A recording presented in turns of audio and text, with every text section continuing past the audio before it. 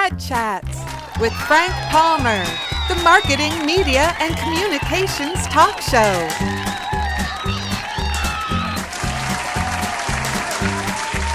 Presented by LifeWorks. Thank you to all our sponsors. Well, good morning, Andrew. Good morning, Frank. Or good evening. How are you doing? Good evening where you are. Where are you, by the way? I'm in London, England, the UK, not London, Ontario. And so you might have noticed I picked up a bit of an accent in my 2 days here. So like Madonna, I'm going to have that. I'm going to bring that back to Canada. So what time is it there now? That's a great question. It is 6:06 p.m. Oh, in the evening, you're almost ready to go for dinner. Yes. Yeah. Well, I'd like to thank you for being our guest today on Ad Chats. As you know, we're not only looking forward to hearing where you're at and what you've done, but more importantly, I'm hopeful that the viewers will get a good kick out of our conversation. And anyways, we're going to begin with a few questions. A little bit of background about your career, where you've been, a number of questions about that. And at the end of our interview, we're going to have about 4 or 5 questions that have come from the audience. So does that all work for you? It's awesome. Let's do it. Awesome. Yeah. Well, Andrew, if you've watched any of these interviews over the time, we've been doing this on behalf of nabs. And of course, what we're trying to do is make it more aware for our industry, which is going through some pain, as you know, many changes. A lot of the big agencies aren't doing as well as they were doing. I'm sure you guys are doing well. At least you've read about that a bit. But a lot of the smaller ones, like no fixed address, Broken Heart Love Affair, Zach, and that seem to be doing really quite well. And normally in the award shows, there's the ones that sort of pick up all the prizes. But we're really doing this obviously to get some input from yourself, but where the industry's been and where it's gone. But more importantly, trying to help nabs and get more dollars for those that aren't doing as quite as well as some of us others.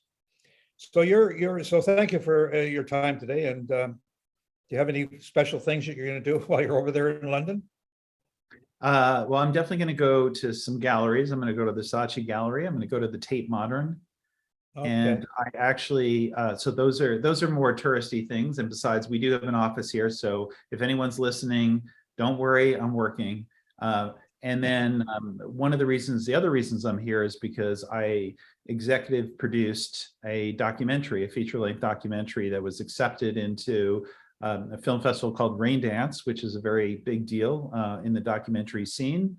And so I was very honored and thought, well, I can't miss it. So we'll be screening that on Saturday, and I'll be taking the stage to answer some questions. Well, that's great. That's another big thing that you've been doing in your career, and not like just about, not everybody gets that opportunity. And one of the things that I would bring up is that the majority of creative people that I've interviewed during these ad chats over time don't really have the background that you have and have enjoyed. They don't have an MBA from the Kellogg Graduate School. I mean, that was very interesting. We'll talk a little bit about that MBA a little bit later during the interview. Mm-hmm. But you were born in New Jersey, so you're a Yankee. I am indeed.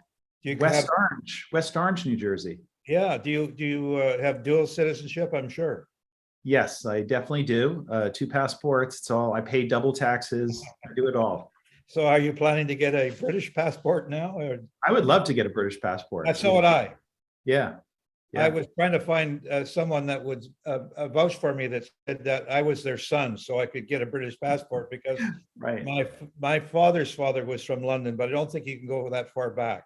Right. But I would like a passport from British, because then you can travel all through the Commonwealth in a number of places. So what was it like growing up in New Jersey in West Orange? Well, it was it was a great upbringing, and I feel very thankful that I grew up where I grew up, and I had the parents that I had, and the family that I had, and the supportive environment. People, it's funny, because even now people say, like, wait, there's no way you're American, and they're like, you seem so Canadian. And I said, what does that mean? They're like, well, don't take this the wrong way, but you're nice. And I was like, well, that's the only way I could take it would be, it's kind of an insult, but I understand what you're saying. And New Jersey was really good to me. I mean, from the standpoint of, I went to a really diverse high school. I felt that I was always supported by my family, and they always provided means to be like, there's nothing that you can't do or nothing that you can't accomplish. And they really instilled in me not only a thirst for education and learning and curiosity, but really to know that, you know what, we'll always have your back. And to have that safety net, I think is really a gift, because then it just helps you to explore new and different things. And that's kind of what I did through my career. Well, you have a very infectious personality. I mean, it's very hard for someone not to like you. I mean, that's obviously a benefit. I mean, I enjoyed you while you were at the agency, and because sometimes you come across and take me by surprise when you say certain things. But it says that you began your career in the U.S. at J. Walter Thompson in New York, and then with Saatchi Saatchi in Los Angeles. So how was that? And then what year did you come to Canada? It was really interesting. I mean, I know it's now called Wunderman Thompson, but JWT could not have been a better place to start, because back then they had what was known as the Professional Development Program. I don't know if they still do, but it was literally like going to school again. And they invested a lot of time when people would actually put money to do that. And it was like an interagency learning program, and we got access to all the smartest people, and they did your thing. You did a presentation. It was really a big deal, and I just couldn't get enough of it. So those were really great times. And the creative leader back then was a young man. I don't think he's really done much since, but his name was James Patterson. And I still remember when he wrote his first, or co-wrote his first book, was more of a research book. And it was like, it didn't really, do anything, etc. And then I saw him at Barnes and Noble one day, staring at his first book, like on the shelf. And I was like, patted him, and I was like, hey, good luck with that.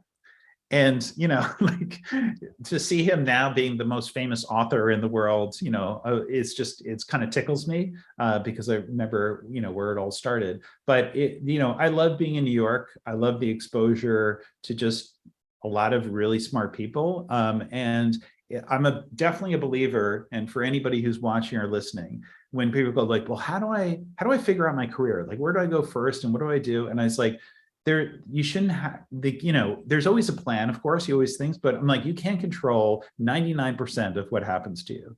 So just kind of go, what are the reasons that I would go here? What benefits? How is it going to help me to grow in some way? And when you do that, you always end up on top. And sometimes places won't be your cup of tea or whatever, but it's like, what am I going to take away from this experience that then I can kind of continue to build through my career? Yeah, it's kind of like you say, when one door closes, another opens. That just happened to me actually today, when a particular thing that I was trying to promote and sell, the door closed, and I go, well, I've been working on this for months, and then all of a sudden I got a brainwave, and I ended up calling this other lady who has her own business. She says, "Oh, I just love that."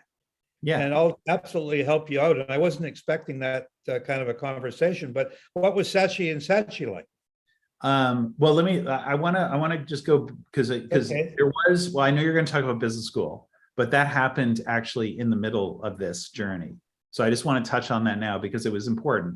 So when I was at JWT and I was, doing some interesting things and things, I went to a party and I was talking to somebody who went to business school, and I was like, well, that sounds cool. And I was like, business school, why not? I like education, feels like a good thing, whatever. And so I was like, well, where'd you go? And she's like, Northwestern, they're really known for marketing. And I was like, I love marketing. And I this is my impulsive nature, where I was just like, I'm going to go to business school. What do I have to do? Oh, I'll take the GMAT. Sure. I'll study for that. I'll do that thing. I'll apply. We'll see what happens. And there was no plan. There was no, well, if I go to business school, then I'll be able to do this, this, and this. It was just like, I think it's an interesting thing for me to do. And I think it will give me a broader perspective on marketing in general. And I was fortunate enough to go to Northwestern. And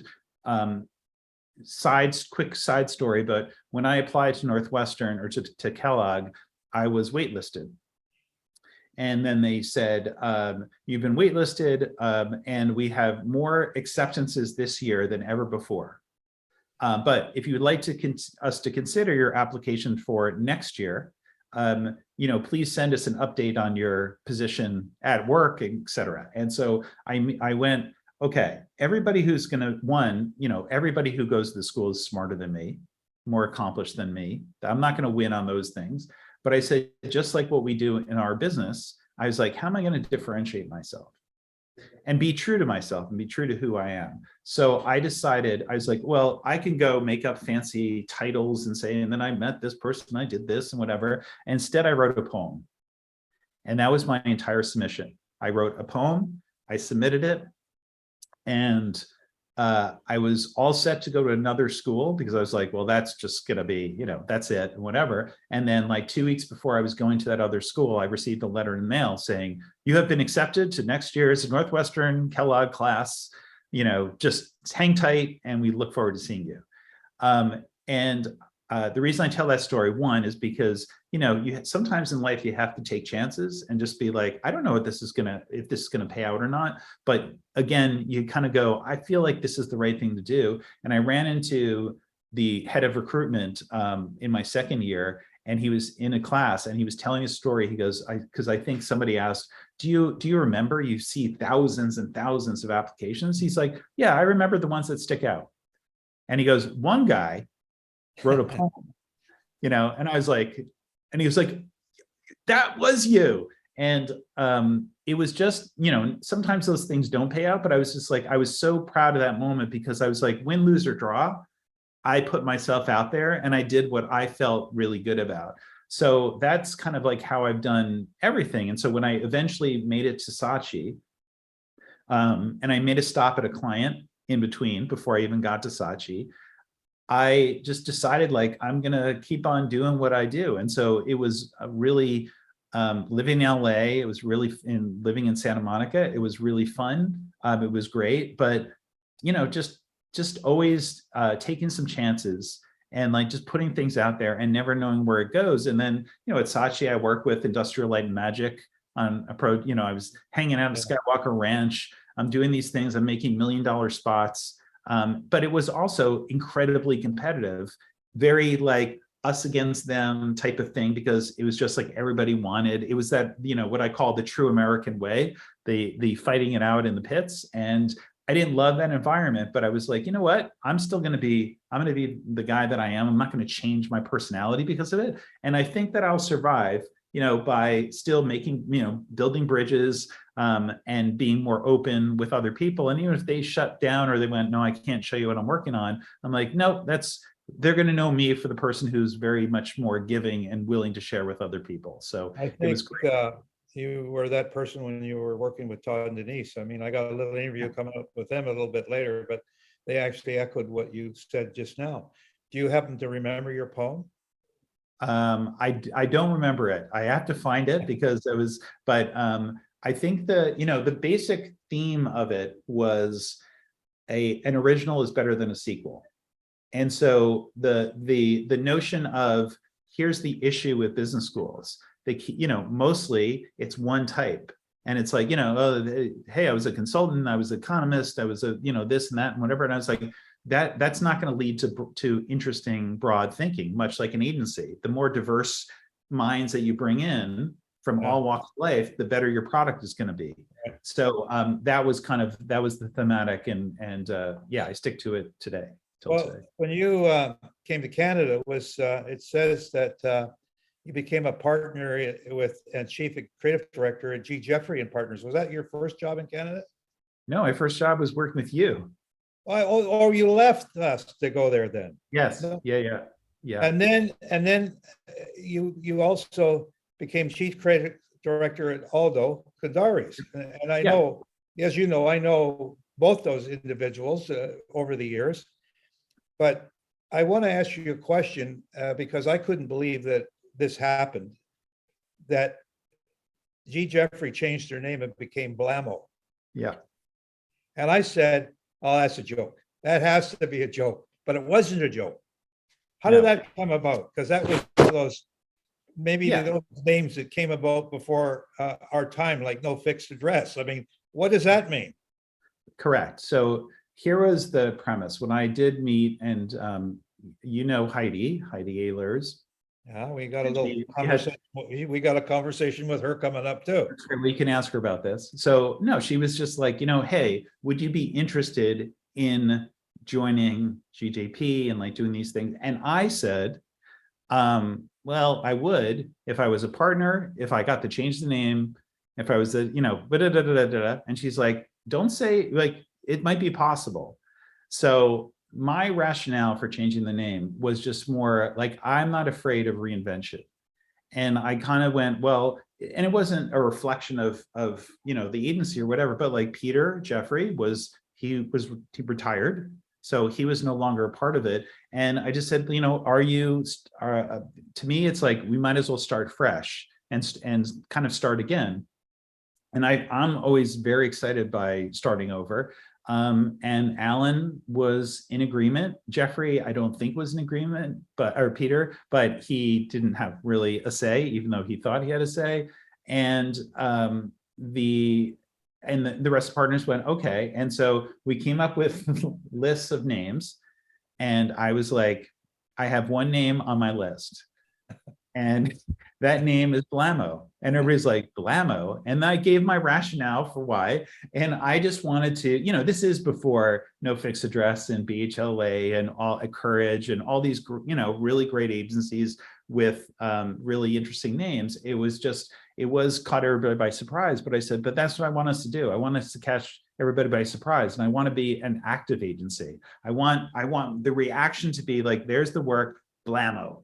Like I want to, which sounds crazy, but Superman, zing, bang. That's right. Yeah. I wanted there to take a place that, felt, let's be honest, like had lost a little bit of its shine and bring in the energy of that. So we, I think we were successful in a lot of ways. And in some ways, I learned a lot about partnership and, the importance of, loving the people that you are partners with and stuff. And it wasn't that I didn't enjoy them. I just kind of went, if I had to do it again, I would do it with people that I was like, locked arms with.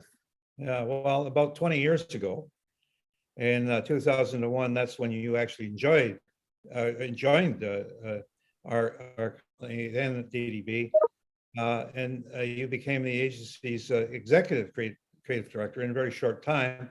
And during that time, while you were at the agency, we definitely enjoyed becoming the 5 times we won Agency of the Year, and we were Canada's most creative agency 6 times. Right. And obviously, you played a major role in that taking place, as well as a number of others. Yeah. But it was a time when I look back on it now, DDB's quite changed since that time, and I feel sad about what's going on, but nevertheless, now you are the global creative director at Edelman, and you joined them in 2016, and you've been there, 7 years now, maybe 8 years? Yeah, 7 years, yeah. Why go to an agency that was well known for public relations versus? Yeah, so great. It's a great question, and the way that, and by the way, I so enjoyed DDB when we were there, and I always believe it's like, it's never about one person. It's about surrounding yourself with great people, great talent, and giving them the freedom to be able to do what they do. And that's why I was like, there's, when I think about all the incredible people that worked at our place, like I, couldn't be prouder, because I was like, you have to earn that reputation, and then you have to stand up and you have to be like really supportive of what they do. So that was an incredible experience. And I was at, DDB for 9 years. And so before I, went to other things, but when I was at Kandari, and again, I ignored a couple of phone calls, And then they got very, like, we have to talk, just listen, hear us out. And when John Clinton, who I was the first person who I really, talked with about this, and Lisa, we just talked about, like, talked a little bit about the agency, what they're trying to accomplish, et cetera. And I said, look, I'm going to be really clear. Here's what I would want to get out of it. And I'll leave if that's not the reality. Like, I'll leave, and it will be, and you could, and also if you had different expectations, you shouldn't hire me, because that's my promise. That's what I'm coming to join for. And it was very much aligned. And I just wanted to, like, you know what? I love, again, it's like, I love there's kind of like, I mean, yes, of course, there's always a safety net, but here's a whole new world I don't understand. I don't understand PR other than, like, Martine teaching me some things here and there. But I was like, this is all they want to do, is they want to expand their creative horizons. They want to be a different kind of place. And I'm like, I'll sign up for that all day long, as long as the support is there with the right people. So it was the reason I'm there for 7 years is because it's lived up to the promise. And we've been doing really interesting things. You're kind of a change.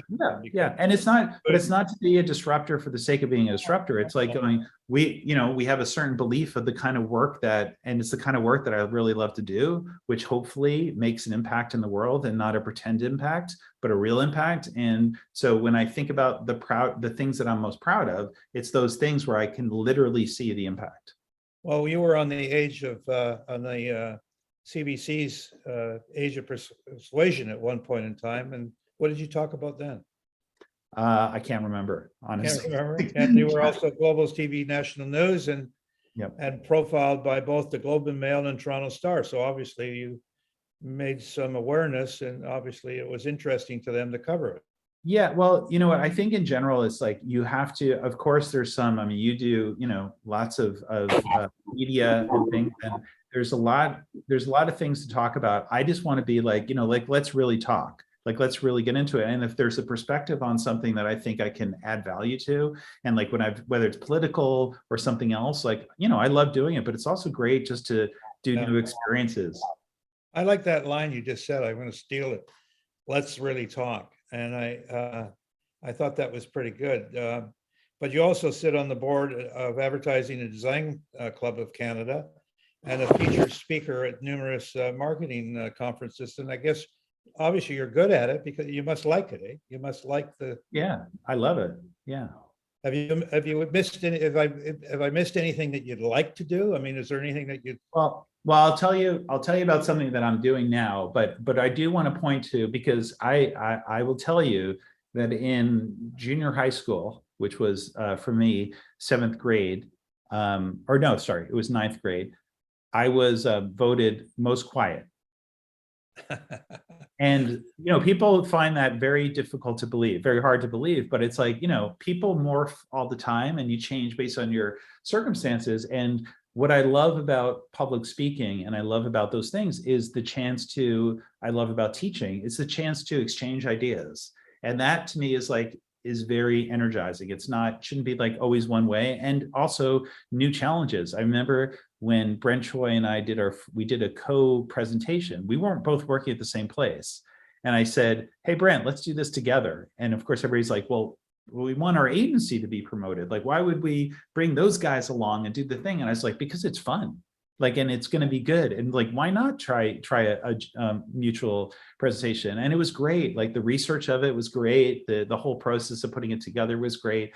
And so I continue to, hopefully, like, I've never said, I don't think no to anything. I once did stand-up comedy in front of a room when I was at Kellogg.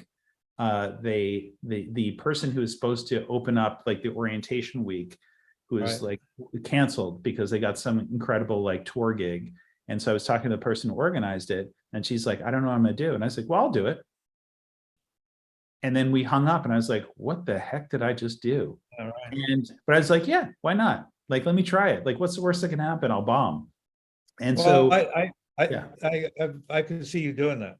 Yeah, it was fun. It was really fun. So to the answer to your question, I'm always looking.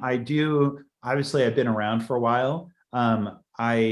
My work with the ADCC, like it's always, the reason I've been around the ADCC for so long is because I believe in the organization. I believe in the industry. I believe that we need to keep growing and changing and morphing and doing all those things.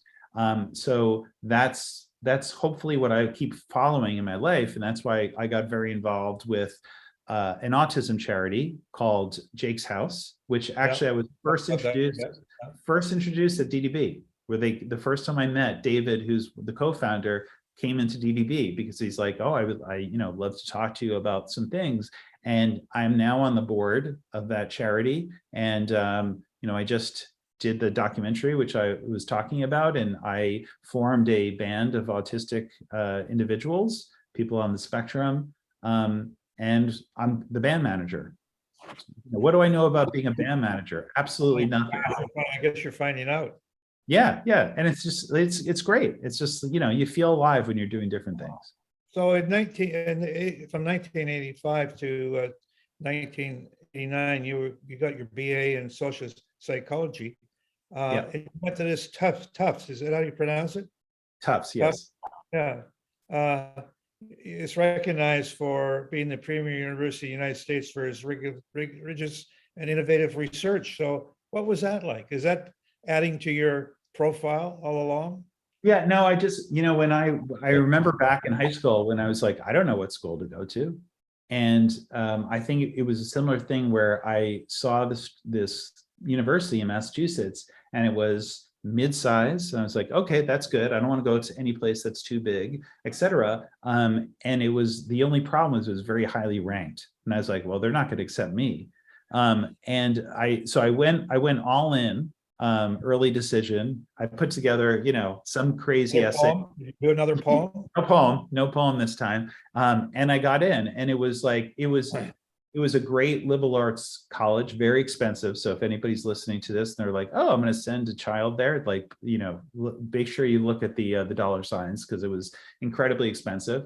But it was a wonderful place that I felt big enough. It was like, being the big fish or bigger fish in a smaller pond.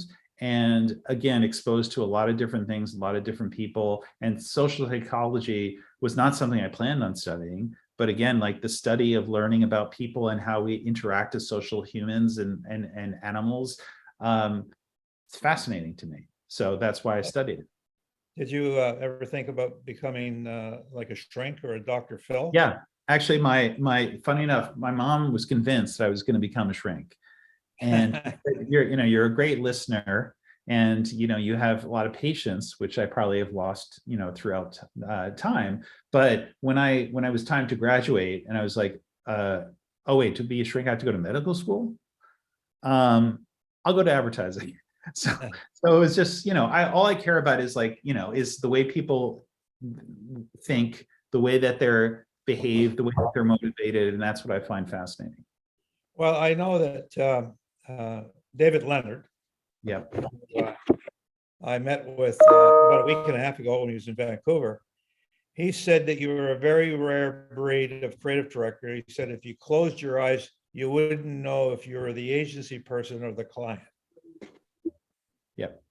Which I found, even in this discussion already that we've had for the last 30 minutes or so, I'm finding out new things about you that sort of gives me an idea of who you were when you were there that I didn't know before now.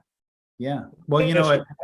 Detail on it, Yeah. Well, and David shared that with me too, like at some point, and I said, I feel so proud of that. And he's like, there's not a lot of creative people who would be proud of that too. And I said, well, no, but I mean, this is the thing. It's the same thing. Like, could I dress in black all the time? And could I do this? And I was like, yeah, I could, but it's not me. It's not who I am. Like I'm somebody who's interested in a lot of things. I went to a business school, for God's sakes. I sat through statistics classes and like interacted with people, was in group projects and like, et cetera. And I just find, I don't think any of us are one-dimensional. I think we're multidimensional. And I love I love being an account person sometimes. I love being a planner sometimes. I love being a creative person sometimes. I love helping a client. to think about a problem potentially in a different way sometimes, like being essentially a consultant. So I think that just makes life more interesting than just, filling one role and playing one part. It's like an actor. Would you want to play the same part over and over again? No, it's like the actors who really get off are like, oh my God, you're hilarious, but you're gonna play like the meanest, scariest dude in the next, movie. I'm like, that's so cool, because you just get to put on some, you get to stretch yourself in different ways. Yeah, I would enjoy. I might not be able to remember the line that was given to me because I'm very bad at remembering things like that. But would always I like to play the heavy in a mobster movie. Yeah. Like you're talking to me. you know, you Yeah. know, you're talking to me, or just being and you said that you now I'm getting the feeling of why you left and why you left DDB, because you said you wouldn't leave anything unless you had a wonderful opportunity. And you said, I guess when you were talking, was it Lisa said that about having a creative foundation, but she wanted to accelerate ideas, and maybe that's why she brought you in, to just change the way. In fact, you helped the agency win some multiple awards at Cannes, which were those awards? Do you remember? So the very first one they won was, it was a project for HP, and it was a horrific brief. It was I think it was about 7 pages long, and it was for managed print services. And I was like, oh my God, this is awesome. And everybody's like, do you have to lie down? Like, are you okay? And I was like, no, because what this is really about security. It's about cybersecurity. Yes, it's about printers, but it's like printers. People don't realize that a printer could be hacked, and that people could, get your information through a printer at a company. And so I kind of became very quickly obsessed with this topic, and working with an awesome team, we were able to connect with an individual that, Michael Calche, was one of two biggest hackers in Canadian history, black hat hacker. And when he was, a young man, he infiltrated, large companies and things like that. And his story became like my obsession. And I said, okay, I'll tell you this, we already sold in a campaign idea when we presented, and they said, oh, okay, great, yeah, we'll do that. And so I asked our account team, I said, could I have another meeting with the client, because I want to change the idea. And they're like, what? It's already sold. And I said, I know, but it's not very good, and there's something better that I'm really excited about. And it was this idea to do, this is where my start of my love for documentary, but it was the idea, I was like, Michael needs to be heard. Like, Michael has so much to share, and it's like, don't you want to know how a hacker thinks? Like, I want to know how a hacker thinks, and why is a printer like a great place to kind of go in, and how would they do it, and all these kind of things. So I called Hubert Davis and I said, Hubert, I'm really excited about this idea, this project, and whatever, and just went on. And he's like, wow, that's, and with Untitled as well. And he's like, that it does sound really cool. I was like, okay, I'm going to go try to sell it. So I met with the client and I just said, like, here's why, and I want to bring the vision to you and this kind of thing. And, God bless them. They were like, this sounds really great. So it grew from there. And so we ended up doing so I had to convince HP, which is, one of the world's biggest information providers, to hire a hacker, which wasn't easy, but he passed the mustard. And so we did it. We did this short documentary. It was, a wonderful experience. We did some things around it, and lo and behold, it won at Cannes. So that was the first one. We're going to show that in a little while, but during your career, you've had an interview with, you brought it up earlier, Heidi Elders. Yeah. And the reason I brought it up this time is because in my previous interviews, I've told people that I wanted to be a professional wrestler, a cop, and a comedian, stand-up comedian. And I wrote this test with 400 individuals at the Vancouver Police Department. They selected 10, and I was one of the 10. And they, I had a physical interview at that time, which I passed, but I didn't pass the psychological test. And it was Heidi Ellers that actually told me that they knew that I wouldn't take orders. I thought they didn't want me to have a gun, but that probably that too. Maybe both, yeah. Yeah, so let's have a little thing here. During the interview with Heidi, she asked you a few questions about trust and being a risk taker and being competitive. So I got a couple of clips here I want to play. So Andrew, you have your MBA from Kellogg School of Business. How has that degree helped you in your career? Very much so. It's kind of like knowing your audience. So it's like, you know, beyond learning everything there is to know about marketing and the other side, it really is becoming a case where it's like I can speak a language that others cannot speak. And there's a sense also of trust because, like, oh, okay, you get it. You understand what we're trying to do ultimately. Yeah. So when the trust, there's nothing more important than trust in our business, whether we're trying to sell something, it could be the, you know, strongest creative idea in the world or the smallest idea. It's all about trust. Are you a risk taker? I hope so. I try to be. I think sometimes you might get caught up in the blah, blah, blah. Oh, yeah, the client's asking for this. Oh, we got to be careful of this and whatever. Our job is to be risk takers. Those people who don't take risks are the people who are either no longer in the industry or you've never heard of. So you have to, and you know what? Failure, dare I say it, is okay. Right. So it's not about, like, you know, whoever your God is in the industry, they've failed hundreds, if not thousands of times. The question is, have you gotten back up? Have you brought something better the next time? Those are the people that really make a name for themselves. Chubba wubba. I get knocked down, I get back up again. That's right. Sing it for us. I get knocked down, I get up again. Are you competitive? Yes, I am way too competitive probably for my own good, but you have to be, because it's not only, when I see an idea, I want it to be better. When I see a great idea from someone else, I wish I thought of that. The fuck is there because you're competitive. And that is a really healthy passion to have. And it doesn't mean I want everyone to fail except for me. What it means is I want to push our clients to like higher ground. I want to win more awards. And because what that reflects is we're doing amazing work and we're selling amazing work. And then that's where the competitiveness comes in. It's when you're lazy and you're just kind of fine with the status quo. That's something like I can't stomach. Good enough is good enough. I really enjoyed that interview. I watched the whole thing, but I took a couple of clips out of it because it's kind of just falling in line with the conversation we've had up to date. And she was a pretty good recruiter at one point in time. She's not doing that anymore, but obviously during that time while you're at DDB, you did a great job of training of those that were below you. And I know that we promoted Denise and Todd to become co-creative directors, which is a little bit unique. And they did a great job up until they left to form Broken Heart Love Affair, and they're actually doing very well. Mm-hmm. But from what I've heard and understand, I have a short video here to play from Todd and Denise.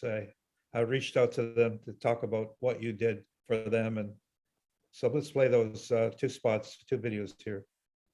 Great. So, how was it to work for Andrew Simon? Great question.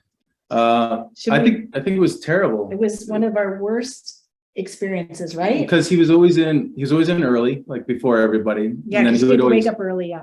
And then he'd have to stay. He would stay later. Then even when he was doing nothing, he would just wait for the last person to leave, and then he would leave. So there was this tremendous guilt in working for him, because sometimes you had to go into a funeral or something, and or a birthday party. But, and you didn't want to go because he was still there. He was still there, and yeah. He would take notes. But no, on a serious note, he was amazing to work for.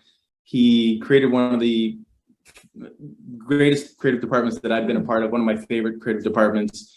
He created an environment where you were competitive with your other teams, but it was also you shared your work with other teams. He created this environment where it was very we just want to help each other make the work better. And I'm not sure, how he did that, but it was a great place to work. Yeah, he had this magical mix, I'd say, of autonomy. Like, he gave you the freedom and space to create, but also inspiration, which is it's like an amazing mix to have. in a leader.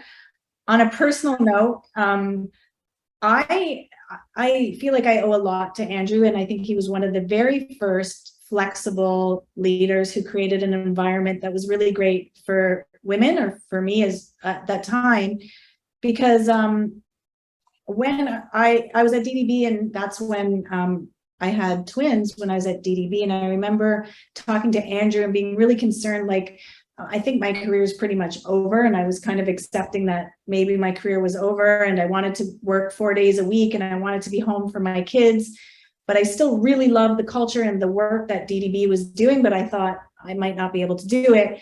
And Andrew was, no, you're gonna have 4 days a week, and you can do this, and we'll be supportive of you. And it meant so much to me, and it was really, I think, ahead of its time. Andrew was ahead of his time, and in being really just driven to help people get ahead regardless of their situations in life. And I've appreciated that my entire career. So she got the odd Friday off. I got the She had odd to Friday work off. all I mostly weekend, work. Yeah, you know? yeah, that was nice. Yeah. That was nice. What's the next question? Second question. What was one of his best learnings for you both? What does that mean? His learnings. What did he learn from us? No. He learned everything what, from us. What did we learn from him? Oh, what did we learn from him? Oh, it's a good one. I think again, back to like sharing work, he introduced peer review to me. Oh yeah, that was. I think that was one of the most interesting things, because with most creatives growing up, you want to hide your ideas from each other, but encouraging sharing them. But it was something interesting. But I actually think the number one thing I learned from him was just to be yourself. Mhm. He was always calm, and he was always funny. Yeah. It didn't matter what the situation No, was. not all of his jokes were good. No, Some of he them were wasn't. bad. He wasn't good at Yeah, comedy, yeah, but he tried. he stayed calm. Yeah. He attempted comedy Yeah. often, and didn't matter if it was a stressful client situation. He always had, a bad one-liner, Yeah, or very, something yeah. to keep it light. But he always remained calm. But, be yourself. And I think being kind and inspiring, like, you don't have to be a tyrant to get the best work out of people. I think that was an amazing lesson. Also, everything he did, I sensed he loved creativity so much. Like, so one of the things I still talk about it to this day is when he hired us, he wrote us a letter to introduce us, or kind of like an introductory, I guess most people are given their contracts, and he gave us a letter, and he wrote it so creatively, and immediately you got the sense this was going to be a place that was going to be creative from top to bottom with just the small things that he did. Yeah. And I'm still trying to do things like that today from working from him. It really inspired me. I'm a bit lazier, maybe. Yeah. I don't. No, not really. No, okay. No, you still got it. I don't She come still in as got it. early. I don't She still got it. I don't come in as early. No, we got to go soon, right Yeah. after this. Very funny, eh? Great. Yeah.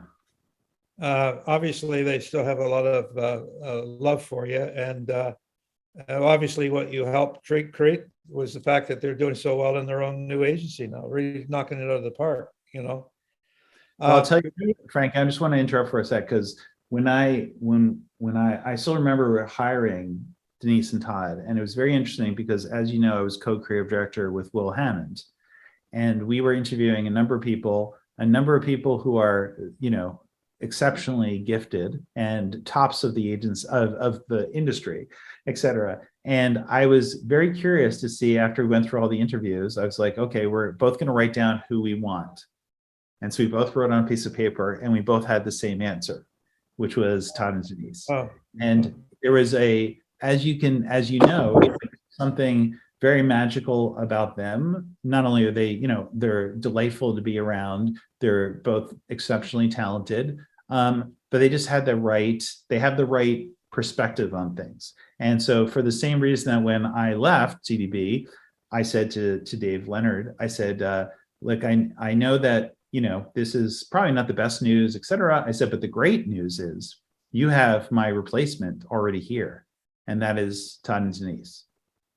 And I really meant that, because I knew that how great they were and how they would just continue to grow and think. And there's nothing better than having that, belief in going like, yeah, they're fantastic. They will continue to be fantastic. They're going to kill it. They're going to be better than I am at the job. And it's just it's a tribute to who they are as individuals and as a team.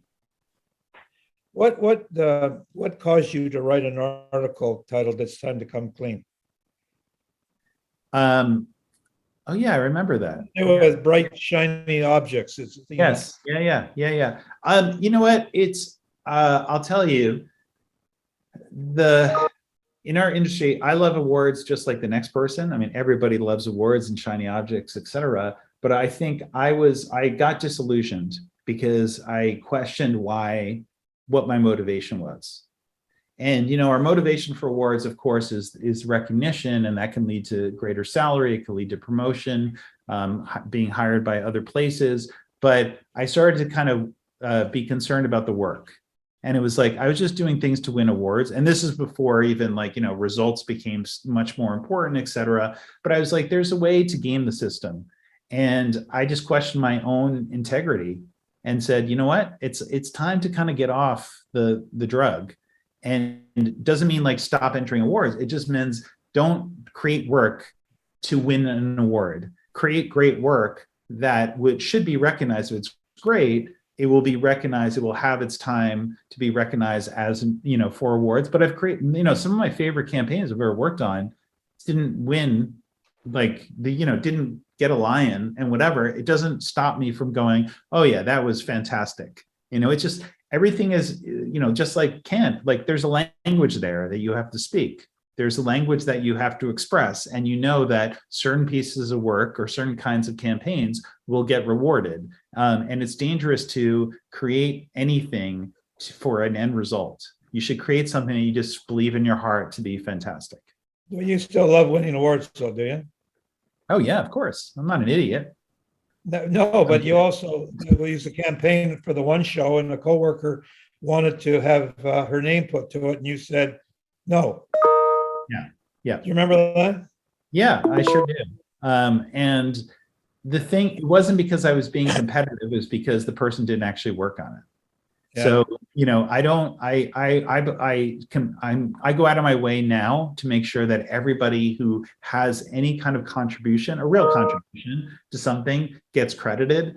And one of my pet peeves is, like, I really don't believe, I know that why they do it, but I don't believe that whether it's chief creative officer, creative director, whatever, the name should be at the top. I think it should be at the bottom. I think the name, yeah. Sorry. Back in 2017, you talked about the fact that you hired a hacker and branded content. And I actually have a video here that I want to play. And let's you talk about how it came about afterwards. I was 6 years old when I got my first computer. I remember my dad plopping it down, and the first moment I powered it up, just hearing it churning and making all the bleeping sounds, waiting for my commands. I knew this would play a major role down the line in my life. The possibilities really seemed endless.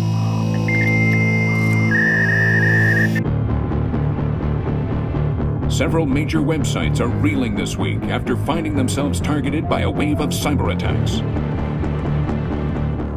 I was young, I was 15 years old, I was drunk on power. Truth is when I launched the first attack, I wasn't even at my computer.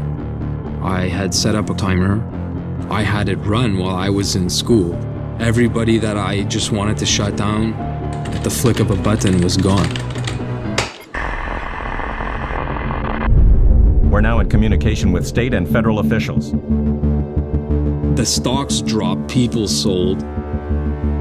The overall assessment was $1.7 billion damage lost. A hacker's arsenal has greatly improved comparatively to when I was hacking. The exploit is the human being. Everybody thinks they're not a target. Like, why me? Like, what do I have? And the reality is that you don't need to be a target. The second you access the internet, you're granted an IP address, and that alone is worth something. There's just so many ways to manipulate a human being.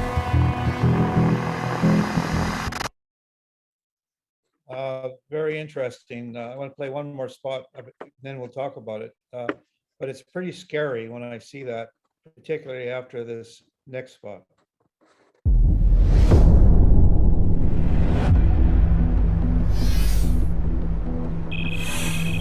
Oh yeah, no, there's a lot riding on this meeting. You might even say the future of both companies. I had some huge elaborate plan to worm my way into the video conference, but turns out I didn't have to. See this dude over my shoulder here? Guy who looks like he's about to wet his pants?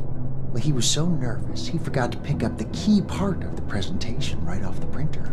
So now, it's just sitting here, waiting for anybody with an axe to grind to pick it up and share it with someone like me. Because this bad boy doesn't have user authentication. It's easy for print jobs like these to go unclaimed. Bingo. First, I got control of their printers. Then, I got control of their network. Then, I got control of their data. And now, this.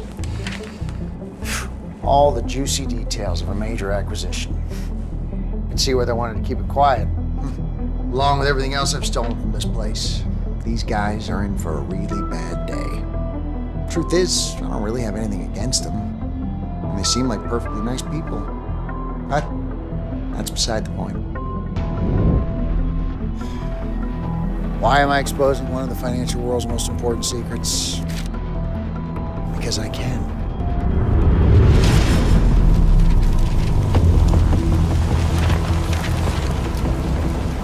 Who knows? Maybe next time I'll come after yours.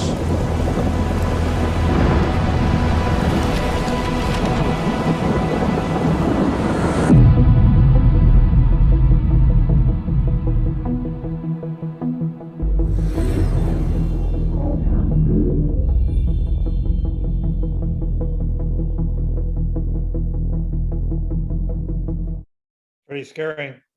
Yeah. Living with that today more so than ever. Yes. How was it? How did that all come about? I told you the story behind that one, the brief. And what's interesting is, unbeknownst to us, the US had hired Christian Slater and to do this character as, a thing. And so some people might go like, oh, that's great. Well, it actually made it very competitive because we had our campaign, they had their campaign. And I completely believed in our campaign because it was authentic and nothing against like Christian Slater's a great actor. The approach is very smart. It's well produced.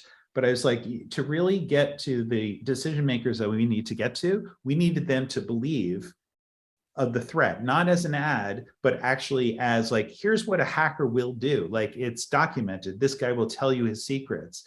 So, it's very, I stand, totally behind the campaign. But I just want to say another interesting aspect. So watching the trailer for our documentary, like I was suddenly reminded of this, which is the thing also about our industry, which is so great, is we work with so many incredibly talented people and so many dedicated people.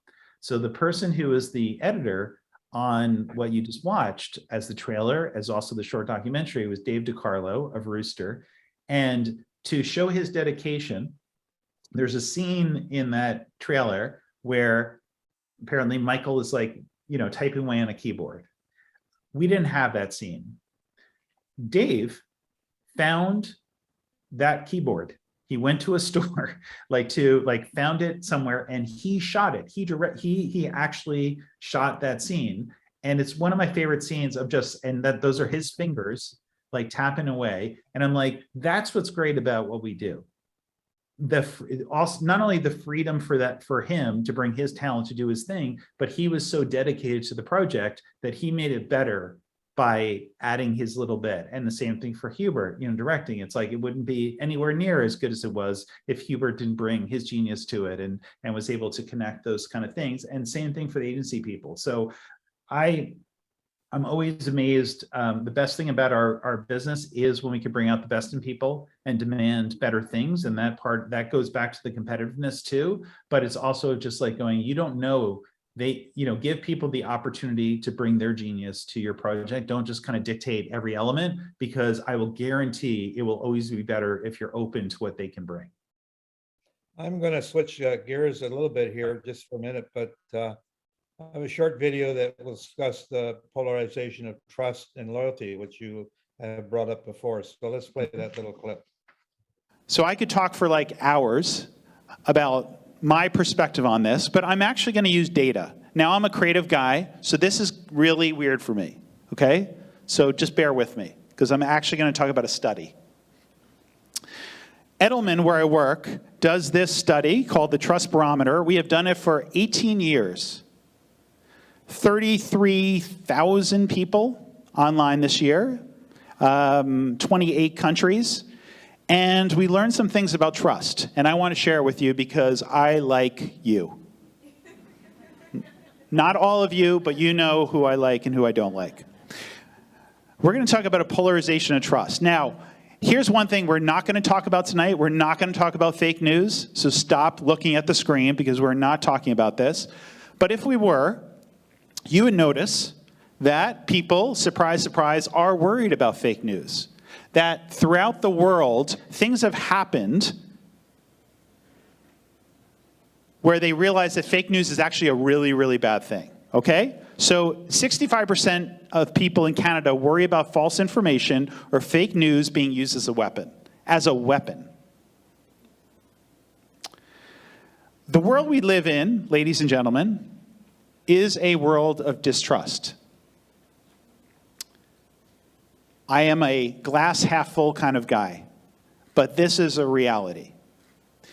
So when you look at the world, and this is general population, Canada, as you notice, in 2017 was basically in the distrust space. In 2018, this is new data, we're still there. At least we're consistent, so feel good about that. But the reality is that we are, so it's not a horrible situation, but it's not a great situation. The thing that's amazing to me is when you look up at the US and how far it's fallen, and we know why. But the fact is that Canada has held its own, which is a really good story. So that's something that's interesting, and I want you to think about as I go to this slide. So let's look at the trust in various sectors. The top one, technology. So over the last 5 years, it's dropped 3%. That might not seem like much, but there is a trend. And I think this is the kind of thing that we all have to think about and worry about.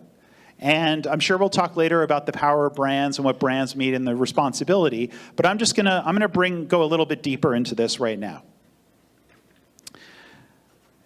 This, even though it is not coming out correctly because of some weird font thing, algorithm, they're here.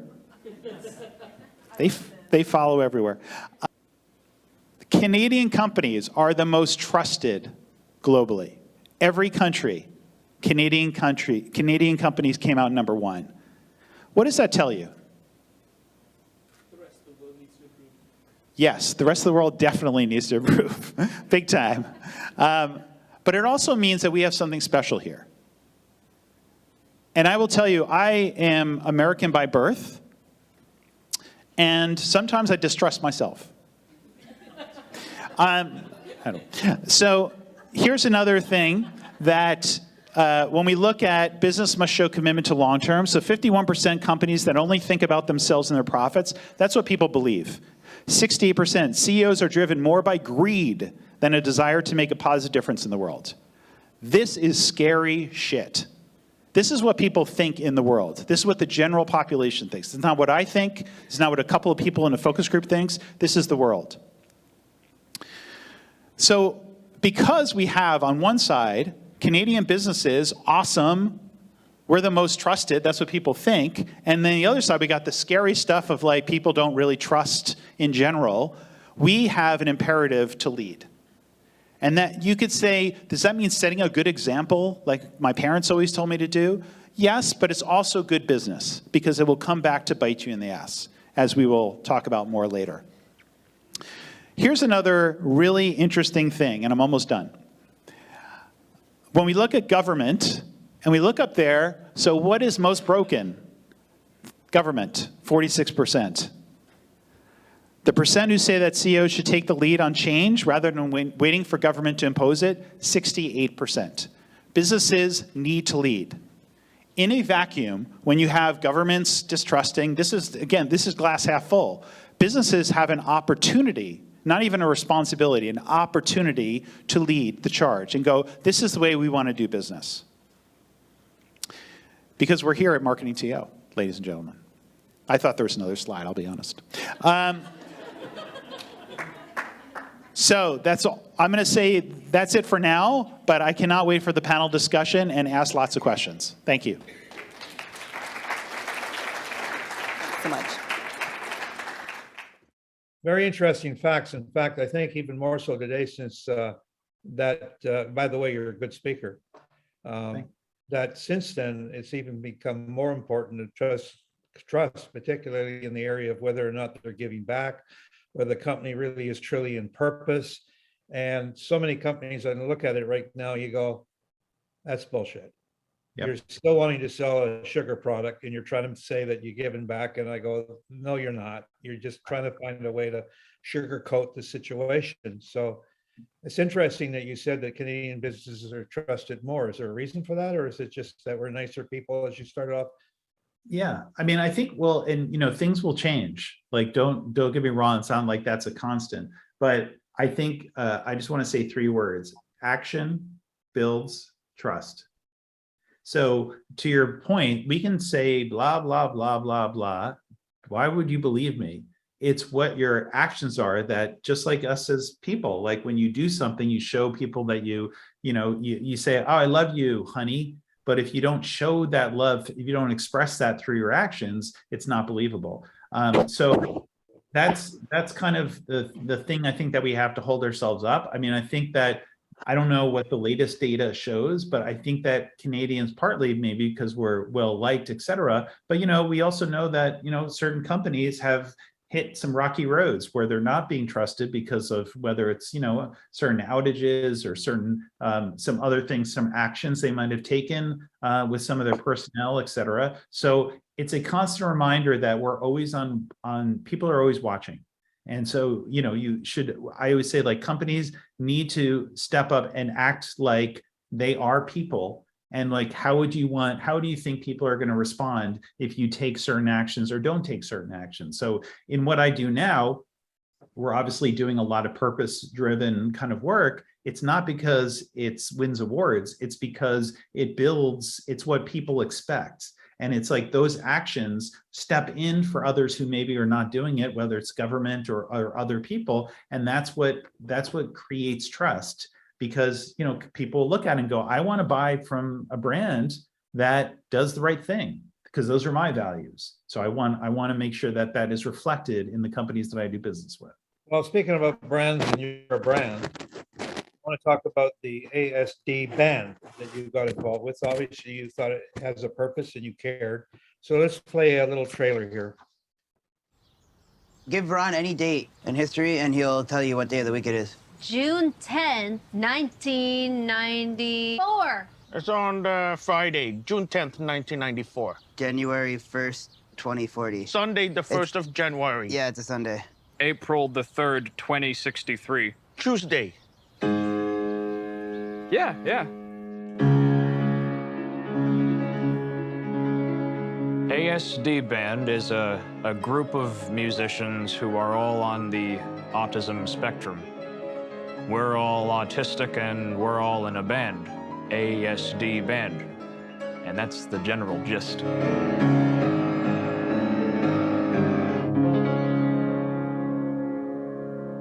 Yeah, play. We've been playing together for a long time, but now this is real. Now we're gonna record an album. You memorized it? Oh, sure. Amazing. We're all going to be creating something out of nothing. I think it sounded really good. I really like this song. Congratulations. 1, 2, 3, go.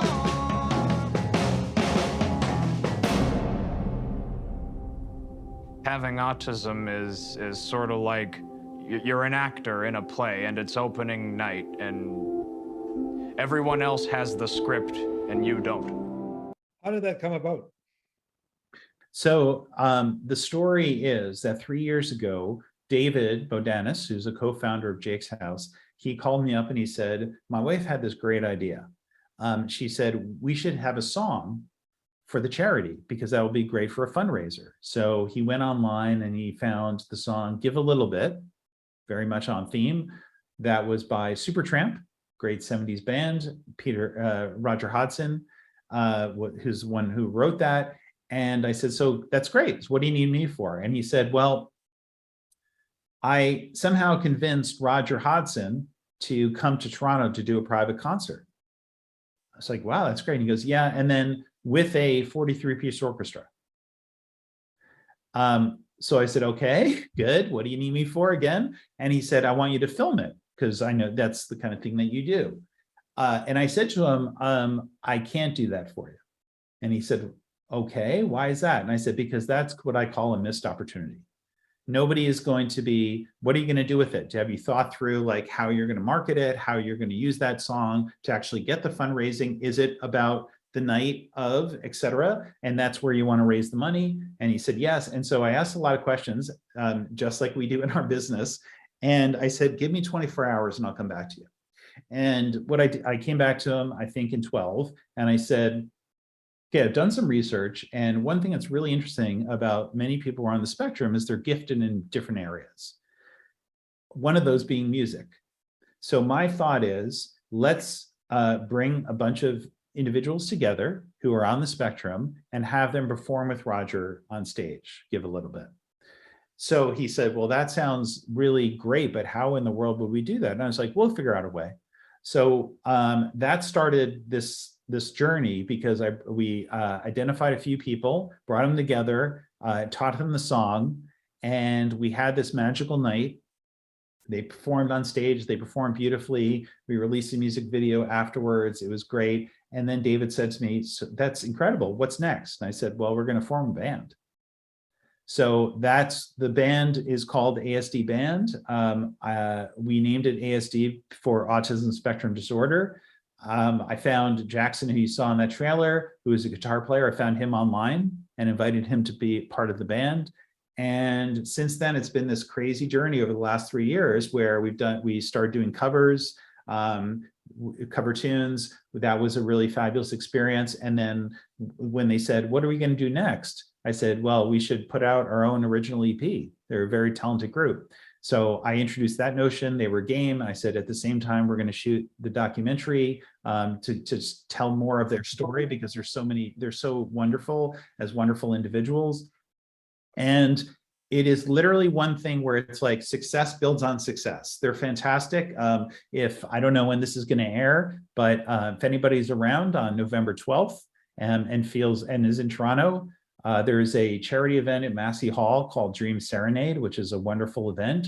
And ASD Band was invited to play at this great thing with some of the greatest, Canadian artists around. So we're very pleased about that. We have obviously a documentary that's in film festivals. The band has been playing a few gigs here and there. We played the CNE this year, which was a really big deal. So, again, it's like keep an open mind to what's possible and then great things happen. That's a great story. And I hope it goes with much success, and hopefully you keep me up to date on basically what's taking place for autism. One little light note, and we're going to move on, and there's only about 3 minutes left on our interview, so just to give you a timing on it, but I have a little interview here again by Todd and Denise that apparently you have a fixation on shoes, and we're going to play a little video here from about your shoes. A lot of people don't know this, but Andrew had a terrible affliction. His feet stank, like horribly, Really bad. like horribly. And sometimes he would have to leave in the middle of a meeting because his feet were, and buy new shoes like halfway through the day. So he ended up acquiring a large mass of shoes that were very expensive, which I think was just to show how much money he made. Yeah, and at throw the that time, in yeah. our face. But Yeah. that's my understanding of it. Probably doesn't Yeah. want most people to know that. But Is this recording? Is this it? Yeah. recording? That's the shoes. Yeah, Um, that's all I know about it. yeah, I never heard about this story of shoes. I gotta be honest. Frank can probably tell you. Maybe Frank probably Frank knows. has a shoe story. Maybe there's a shoe story that I There you don't know. go. Yeah. We love you, Andrew. You're the best. Oh, you're the best too, Frank. You're both the best. Is there a shoe fetish? Well, let's take a look for 1 second. Let's see what I got on. Oh, those are pretty shiny. So Yeah, I call it, yeah, I do think it's a fetish. Let me tell you where the shoe thing started. It was when I bought my first pair of, and they're metallic, a lot of them metallic, and they're shiny and whatever. And I bought it because it made me feel good. Like it made me feel, it put a smile on my face. And that is important to always keep a smile on your face. What we do is tough and a lot of times, and just to look down and go like, yeah, that's bold. That's, who can pull that off? Like I can't really pull it off, but it just makes me smile. It also is truthfully a conversation starter with clients. They'll be like, what's up? Oh, I love your shoes. What's up with the shoes? So, it has a business purpose too. I tried to expense them, by the way, you didn't approve that.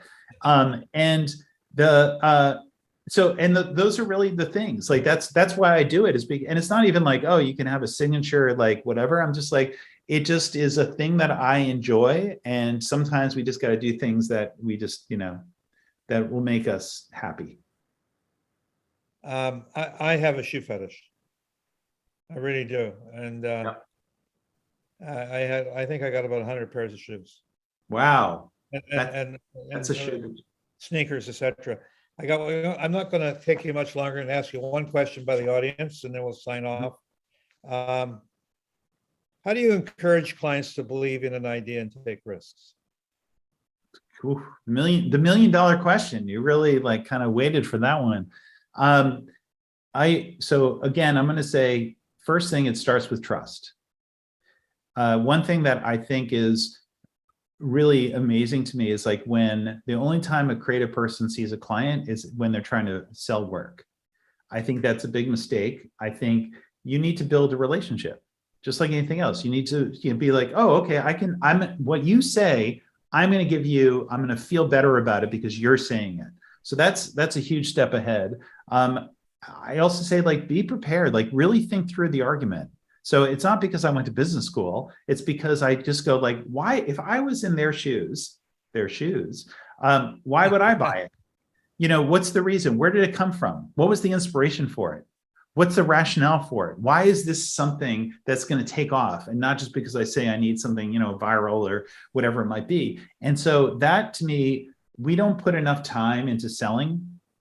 I spend a lot of time thinking about the sell and hopefully putting, my effort into the sell. But I think we all can benefit if we really just don't go, work does not sell itself. I will tell you that.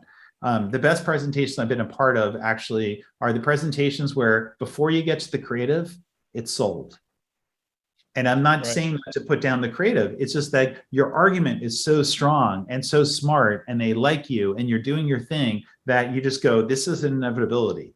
And that's when the best work happens, because there's less pulling it apart and saying, what about this? I'm not sure about blue, and this kind of thing and that kind of thing. So I just say, build the relationship, be really prepared, think through the argument. And, even when you're doing internal presentations, when somebody goes, I don't know, because of this, don't take it. It's easy to take that as just oh, you don't know what you're talking about. A client might say the same thing. So sometimes and this is part of peer review as well. Yes, you want to hear from creatives and go, what could make it better and smarter and whatever, but you also want to hear from people who might think more similarly to the person you're trying to sell it to, and say, what are the questions they're bringing up? What don't they understand? Listen to that, and then put those things in there so that you have that great, this is so tight, it makes so much sense. And then last thing is personalize it. So not that everything is going to be personalized, but one of the other things I was fortunate enough to be a part of the team that won a Cannes Lion was work that we did for osteoporosis and for Amgen Canada. And my mom suffers from osteoporosis. It's a subject matter that I was really passionate about. I started that presentation with a picture of my mom. I didn't get right into here's the facts and here's the thing. I'm like, why am I here today? This woman, not only because she gave birth to me, but because she suffers from the very thing that we're trying to cure or we're trying to address. And so I have her in my mind when I present this idea to you, because that's why it's so important to me. I presented to the CEO. The CEO was like, oh my God, you had me. You connected to me, you understand the issue. And I said, right. And that's the thing. You had me at hello. Yeah, exactly. Yeah, yeah. Well, Andrew, thank you for a very interesting and a conversation today, and I hope you've enjoyed it as much as I have. Yeah. I found out a lot about you today that I probably knew and I forgot, that you're a very heartwarming personality and a lovable guy and very talented. So I hope that the viewers of NABS will take a lot in from this conversation today. So on behalf of NABS, I thank you. I thank you, Frank, for always being an inspiration to me, to the industry, and I thank NABS for being a great organization that does so much good. You know, for this is the industry that we have chosen, and it's a great industry, and we can continue to make it better by continuing to support great organizations like NABS and supporting each other. So my last little thing will be like and I am going to be hosting the ADCC Awards this year. When somebody wins and you have that competitive fire and going like, oh, why that, I don't understand. And like, whatever, try to channel that into also going like, well, wait a second. Oh, that is pretty darn good. And make that be a fire in you to do something better next time, and don't look at it. My favorite saying is don't be bitter, be better. So that's my last words. Thank you. All the best. Thank you. Thanks on behalf of NABS.